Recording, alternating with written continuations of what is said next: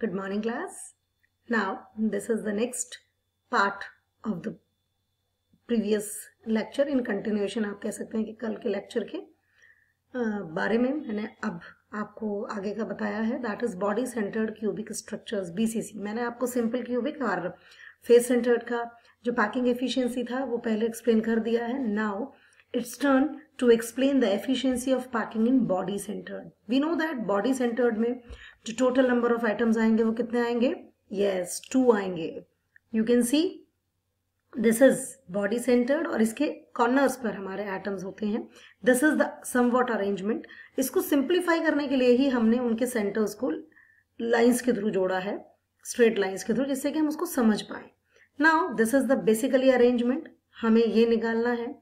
हमें ये वाला जो हमारा है, this is the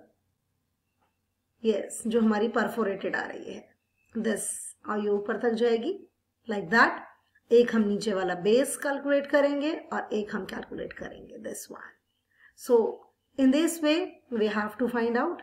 now Pythagoras, again हम पाइथागोरस लगाएंगे. पाइथागोरस लगाने से हमें आसानी होगी फाइंड आउट करने में. नाउ AF क्या है? What is AF?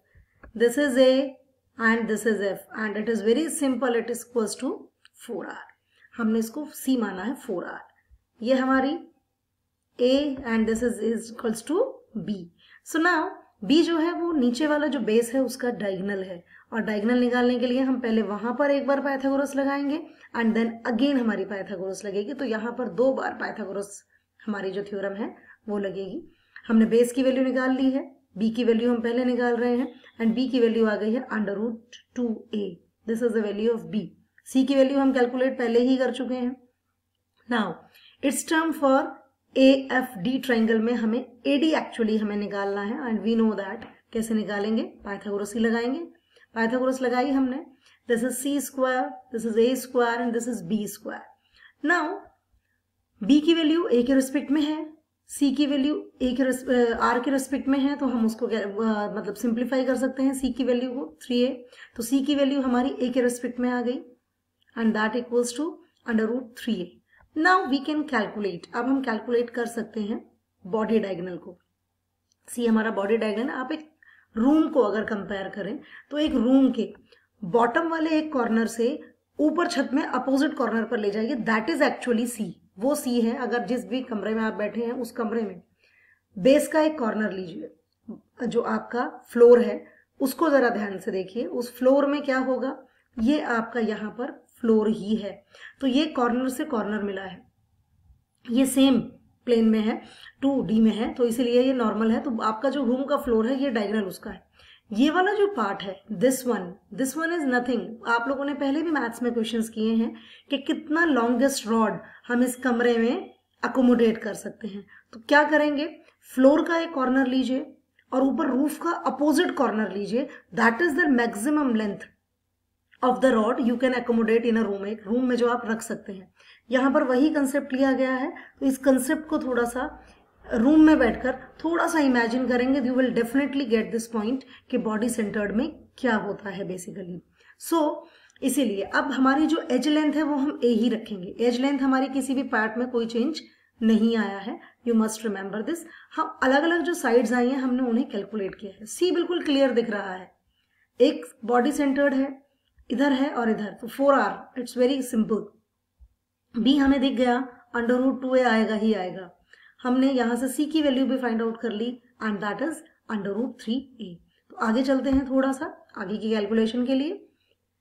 इसके बाद हम R की वैल्यू रखकर, R की फॉर्म में रखकर वैल्यूज निकालेंगे. A का और R का रिलेशनशिप बेसिकली हमें फाइंड आउट करना है. एक बार हम A और R का रिलेशनशिप फाइंड आउट कर लेते हैं, हमारी प्रॉब्लम सॉर्ट आउट हो जाती है, क्योंकि जो वॉल्यूम है एक यूनिट सेल का वो सेम है. वॉल्यूम ऑफ स्फीयर जो है हमारा वो भी सेम है, बस यहाँ नंबर ऑफ एटम्स चेंज होंगे, बिकॉज बॉडी सेंटर्ड में हम 2 नंबर ऑफ एटम्स हमारे एक यूनिट सेल को बनाते हैं, तो यहाँ पर 2 आएगा. अब जब हम ईच स्फीयर, वो तो सेम जो सबसे पहले हमने सिंपल क्यूबिक में पढ़ा था, सेम फॉर्मूला लगाएंगे. वॉल्यूम ऑफ 2 एटम्स को 2 × 4/3πr³. Now how to find out the packing efficiency? Again जो वॉल्यूम है 2 एटम्स का वो ऊपर आएगा. जो वॉल्यूम है total of the cube that is below, नीचे आएगा डिनोमिनेटर में, एंड मल्टीप्लाई विद 100. तो टोटल वॉल्यूम यूनिट सेल का नीचे आया, ऊपर आया volume occupied by the 2 spheres. Put these values in the form of r. हमने दोनों वैल्यूज को पुट किया है.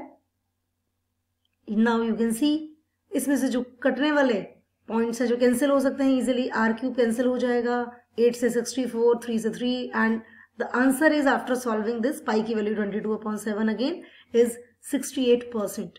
सो 68%, इसका मतलब क्या हुआ, यहाँ पर कितना स्पेस खाली रह जाएगा, 32%. सो सबसे बेस्ट पैकिंग एफिशिएंसी कौन सी है, फेस सेंटर्ड, जो हमने HCP और CCP के नाम से पढ़ी थी, वो हमारी बेस्ट हमारा पैकिंग है, क्योंकि उसमें 74% स्पेस क्या हो जाता है, ऑक्यूपाइड हो जाता है.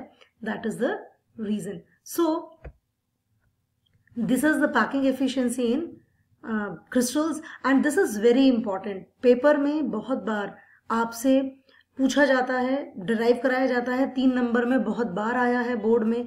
So you must be very careful while dealing this, and remember one more thing, whenever you do this, जब भी आप ये करेंगे, ठीक है आप सिंपल कैलकुलेशंस ही करेंगे, लेकिन आपका जो बेसिकली डायग्राम है जो बहुत प्रॉपरली मैंने एक्सप्लेन किया है, वो आपकी कॉपी में भी होना चाहिए. बिकॉज अगर वो कॉपी में नहीं होगा तो आपको मार्क्स नहीं मिलेंगे, क्योंकि आप किस बेसिस पर ABC की वैल्यूज को फाइंड आउट करेंगे, कैसे प्रूफ करेंगे कि हमने ये वैल्यू ली है तो C की वैल्यू ये कैसे आई, 4 आ रही क्यों आई, like that. तो you have to be very careful and draw these diagrams very neatly. बहुत neatly ये diagrams बनाने हैं, तो be careful. After this I will deal with some numericals. मैं radius ratio भी लेकर आने वाली हूँ बहुत जल्दी. तो complete your work as early as possible and all the best of today's exam. Thank you.